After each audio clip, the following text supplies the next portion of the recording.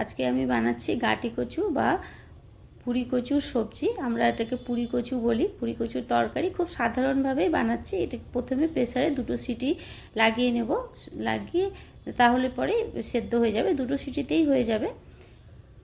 একটুখানি দেখে নিতে হবে সেদ্ধ হয়েছে কিনা। সেদ্ধ হয়ে গেছে, এবার খোসাটা খুব ভালো করে ছাড়িয়ে নেব।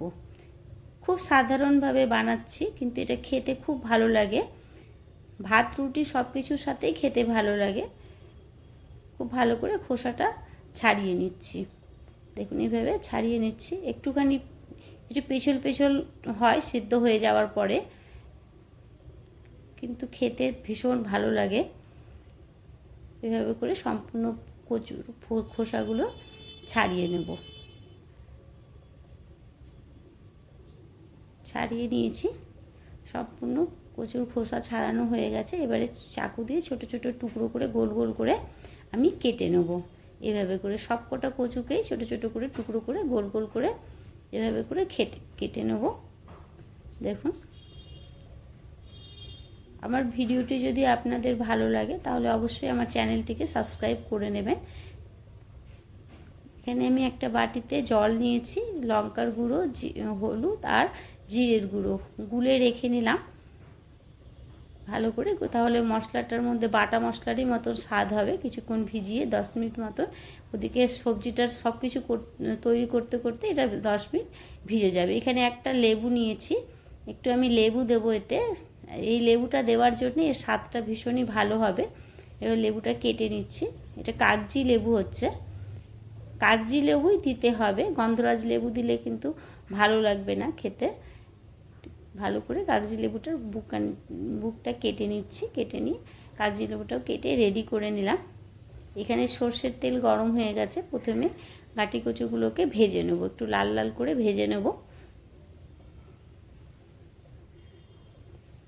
বেল আইকনটি প্রেস করে দেবেন, তাহলে যে কোনো ভিডিও আপলোড করব নোটিফিকেশান আপনাদের কাছে চলে যাবে। যদি ফেসবুক পেজ থেকে দেখেন তাহলে ফেসবুক পেজটি অবশ্যই ফলো করে নেবেন।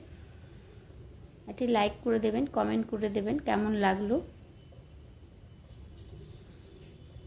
দেখুন খুব ভালো করে ভেজে নিয়েছি, একটু শুকনো শুকনো হয়ে গেছে। এবারে তুলে নেব।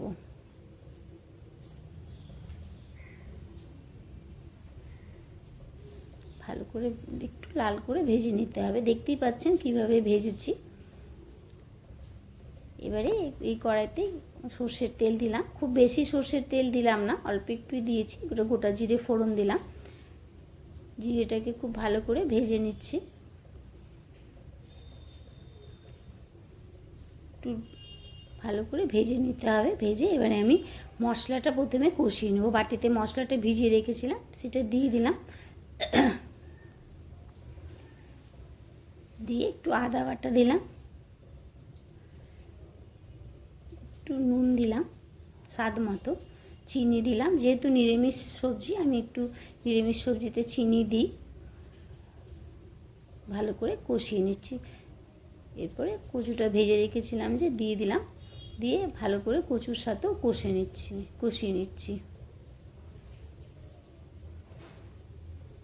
আঁচটা লোতেই আছে, লো ফ্লেম করেই কষিয়ে নিচ্ছি।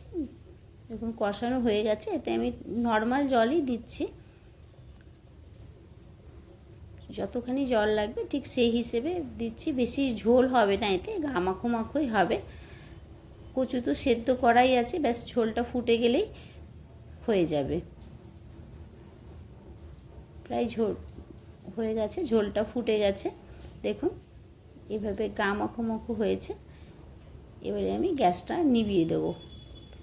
লেবুটা আমি গ্যাসটা নিভিয়ে দিলাম। ঠান্ডা করে যখন ঠান্ডা হয়ে যাবে তখন আমি এতে লেবু দুবো ঢেকে রেখে দিচ্ছি। কিছুক্ষণ পর ফিরে আসছি। দেখুন এতে তারপরে আমি ঠান্ডা হয়ে গেছে, এবারে আমি লেবু দিলাম। ব্যাস রেডি হয়ে গেল গাঁটি কচুর তরকারি বা পুরি কচুর তরকারি। এটা ভাত রুটি সব কিছুর সাথে খেতে ভালো লাগে। আপনারা অবশ্যই একবার বানিয়ে দেখবেন।